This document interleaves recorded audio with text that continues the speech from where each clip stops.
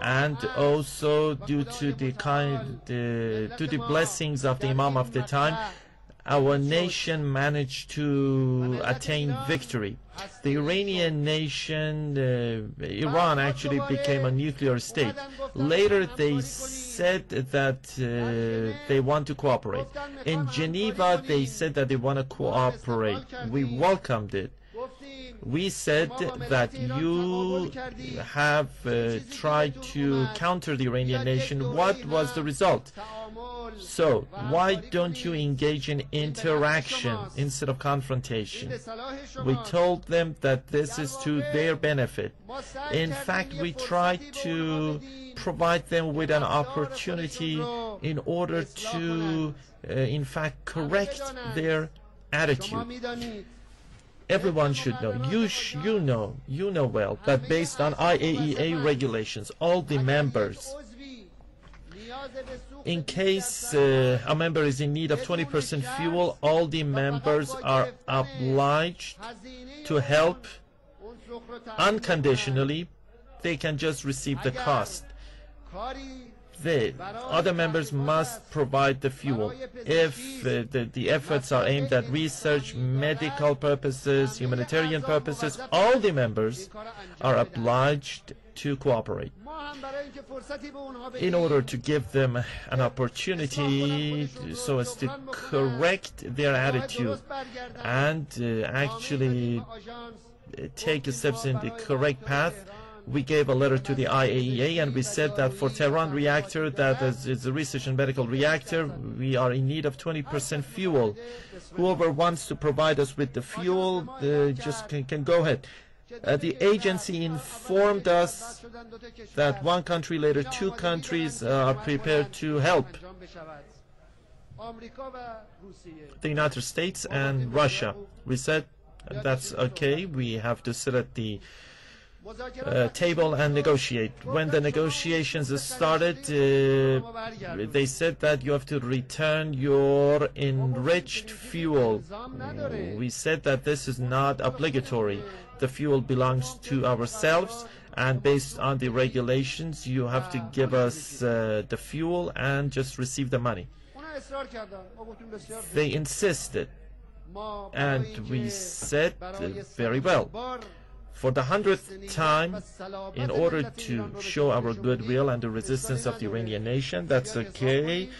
We can calculate the amount of fuel that must be given, the amount of fuel that must be received, and you can just do the enrichment. The fuel is here, and as soon as the 20% enrichment is completed, we can engage in the swap process. But they said, no, first you should give us the fuel, we take away the fuel, and later we're gonna obtain the fuel for you. See what happened. We are the purchaser, and based on the IAEA regulations, they should provide us with that commodity unconditionally. It's a tradition in the world. If you want to order a commodity, you are the one that actually sets the condition. They acted in the opposite way here. It's the actually hegemonic nature.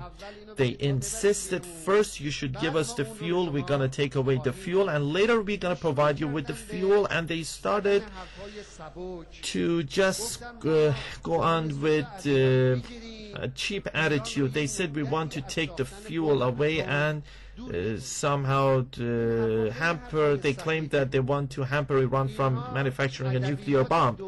This is a literature that belongs to the era of bullying and the Bush era.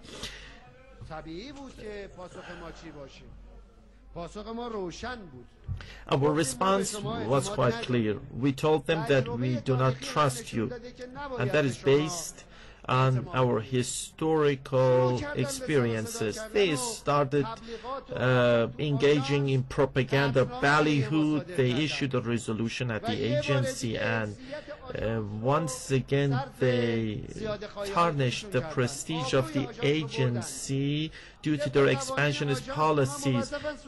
Based on IAEA regulations, they are obliged to provide us with the fuel. If they do not want to give us the fuel, they can just say they do not want to give the fuel. Why are you setting conditions? And why are you claiming that you want to hamper Iran from making an atomic bomb? And they even step beyond this. They thought that through the ballyhoo, propaganda ballyhoo by the media, they thought that they have weakened the Iranian nation and now they can impose their views. They stepped beyond this and they said that they're gonna give more chance to Iran in order to accept the imposed wishes of the Westerners. And they used a threatening tone, and they once again showed that they have no honesty. They proved that our lack of confidence towards them is true, and we have the right to lack trust in them. They said that they're gonna give us the opportunity. They set a deadline, and our response was quite clear. We told them that the Iranian nation will never give in to bullying remarks and illogical remarks and has no fear.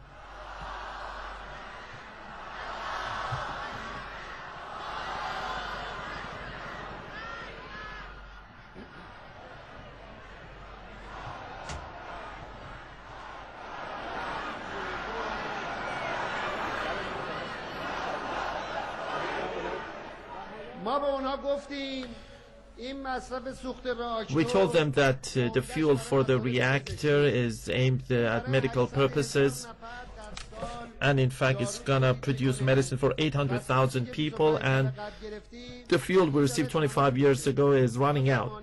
We don't have much time. We have to obtain the fuel. For this reason, we told them that we only have 2 or 3 months. If you just provide us with the fuel, that's okay. But if you don't provide us with the fuel, we are going to produce the fuel ourselves. Either give us the 20% fuel and just receive the money, or just give the fuel and receive 3.5% fuel instead. And that was a generous proposal by the Iranian side. But once again, they lost their chance. We are aware of what they think, and they just thought that the Iranian nation has been weakened. We told them if you don't give us the fuel, we're gonna produce the fuel. They did not believe, and they start acting in a joking manner. They made futile remarks, and they even did not care about the patients. They even played with the patients. The whole world should know this. You remember several months ago, a virus was mutated in the lab in order to sell medicine. This is their nature. This is the nature of those who want to eliminate faith and purity in human life. They did not give us the fuel, and we were forced to actually produce the fuel ourselves. I want to tell you today that the day before yesterday, the 20% fuel, the process for producing 20% fuel was started, and I want to tell you that due to the blessings of God, I want to proudly announce that the news by the head of the Atomic Energy Organization was that the first convoy of the 20% fuel was produced and provided for the scientists.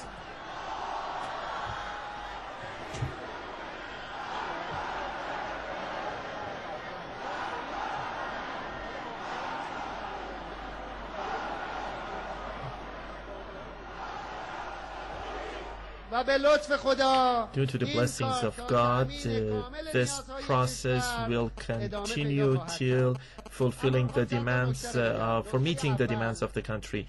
I want to mention a couple of points. The first point is that as soon as the production process started, they said that that Iran cannot produce the fuel. They started mocking at us, and they started repeating their old remarks that are of no value anymore.